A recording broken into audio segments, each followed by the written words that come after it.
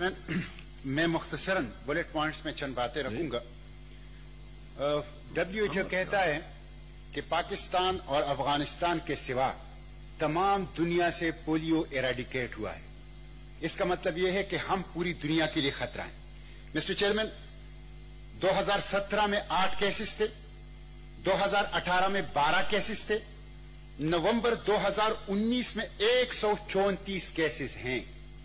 आप अंदाजा लगाएं कि किस तेजी के साथ जो है पूरे मुल्क में फैल रहा है।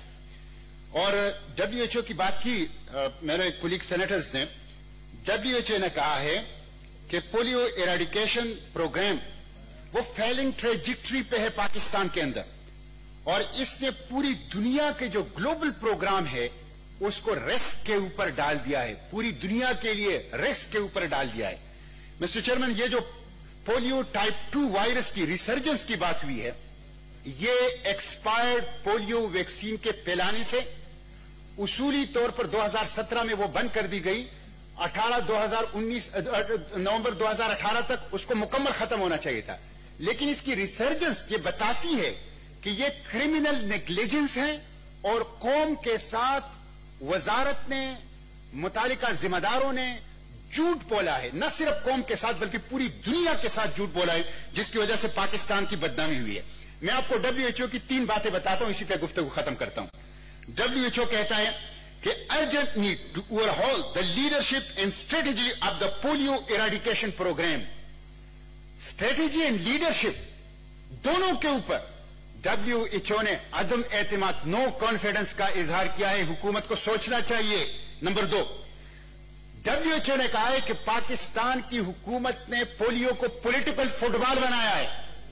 नंबर 3, WHO ने कहा है कि लेक ऑफ पॉलिटिकल विल है पाकिस्तान की पॉलिटिकल गवर्नमेंट में, जिसकी वजह से यह चीज नहीं हो रही। अंदाजा कर लें, सिंध में 3 लाख बच्चे, उन तक पोलियो नहीं पिलाया गया। डॉन अखबार की ये एडिटोरियल मेरे साथ थे। डॉन अखबार ने इस एडिटोरियल में लिखा है कि दर्जनों बच्चे रावलपिंडी शहर के नीचे, हुकूमत के ऐन नाक के नीचे, उनको एक्सपायर्ड पोलियो वैक्सीन पिलाया गया। एक्सपायर्ड पोलियो वैक्सीन पिलाया गया। मिस्टर चेयरमैन, ये कैटास्ट्रोफिक मिस्टेक्स है, कैटास्ट्रोफिक मिस्टेक। बाबर बिन अता जिम्मेदार हैं, उनको गिरफ्तार होना चाहिए। उनके जो सरपरस्त हैं वो जिम्मेदार हैं।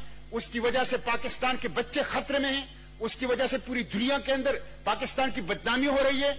उसकी वजह से पाकिस्तान के ऊपर सफरी पाबंदियां लगने की बातें हो रही है।